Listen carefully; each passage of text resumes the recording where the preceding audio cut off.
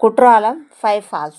Kutralam bus station నుంచి 4 kilometres, టెన్కాసి నుంచి 11 kilometres దూరంలో ఉన్నాయి ఈ 5 ఫాల్స్. ఇక్కడ నీరు పడేటప్పుడు 5 కొమ్మలుగా విడిపోతుంది కాబట్టి దీనిని 5 ఫాల్స్ అని పిలుస్తారు. 5 తలల నాగుపాములాగా నీరు 5 దిశలలో ప్రవహించడం ఇక్కడి ప్రత్యేకత.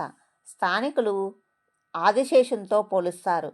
ఇక్కడ నీటికి నరాల మరియు చర్మ వ్యాధులను నయం చేసే గుణముందని అందరూ నమ్ముతారు. ఇక్కడ దక్షిణ భారతదేశపు స్పా అని కూడా పిలుస్తారు ఈ కుర్తాలం వాటర్ ఫాల్స్ని. మేమైతే ఉదయాన్నే 8 గంటలకల్లా బయలుదేరి ఈ వాటర్ ఫాల్స్ దగ్గరికి వచ్చాము. ముందు మేము అక్కడికి వెళ్ళాలి అంటే, నీటి దగ్గరికి వెళ్ళాలి అంటే, స్నానం చేయడానికి అంటే ఆ జలపాతం కిందకి వెళ్ళడానికి ఊపిరి అందనట్టు అనిపించింది. అంటే బాగా చల్లగా ఉంది. అసలు ఫస్ట్ వెళ్ళి ముందు అది నుంచోవాలి ఆ జలపాతం కింద అంటేనే ఫస్ట్ నుంచోవడం చాలా కష్టంగా అనిపించింది. తర్వాత ఒక జలపాతం కింద నుంచొని తడిచిన తర్వాత ఇంకా ఏమీ అనిపించలేదు.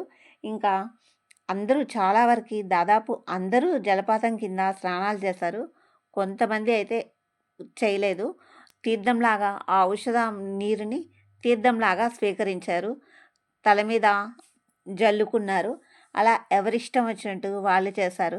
తర్వాత మేము జలపాతంలో స్నానాలు చేసిన తర్వాత అక్కడనే ఆలయాలు ఉన్నాయి. అక్కడ ఆలయాల్ని దర్శించుకున్న తర్వాత మరలా అక్కడి నుండి బయలుదేరి తిరునల్వేలి వచ్చాము. తిరునల్వేలిలో ఆలయాన్ని చూసాము.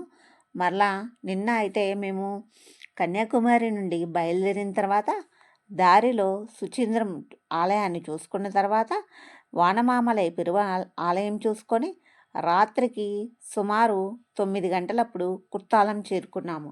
అప్పుడు మేమందరము రూమ్స్ తీసుకొని అక్కడ స్టే చేసి రాత్రి ఉదయాన్నే 8 గంటలకు బయలుదేరి ఈ కుర్తాలం వాటర్ ఫాల్స్ చూసుకొని అక్కడ కొంతసేపు ఉన్న తర్వాత మరలా అక్కడి నుండి బయలుదేరి తిరునల్వేలి వెళ్ళి తిరునల్వేలిలో స్వామివారి దర్శనం చేసుకొని మరలా అక్కడి నుండి బయలుదేరి రైల్వే స్టేషన్కి చేరుకున్నాము. దీనితో రైల్వే స్టేషన్కి చేరుకోవడంతోనే మా యాత్ర సంపూర్ణం ఈ ట్రిప్లో, అంటే తమిళనాడు ట్రిప్లో. ఇంకా మేము రైల్వే స్టేషన్లో ట్రైన్ ఎక్కేసి మరుసటి రోజు మధ్యాహ్నానికి మా ఇళ్ళకి చేరుకున్నాం అందరం.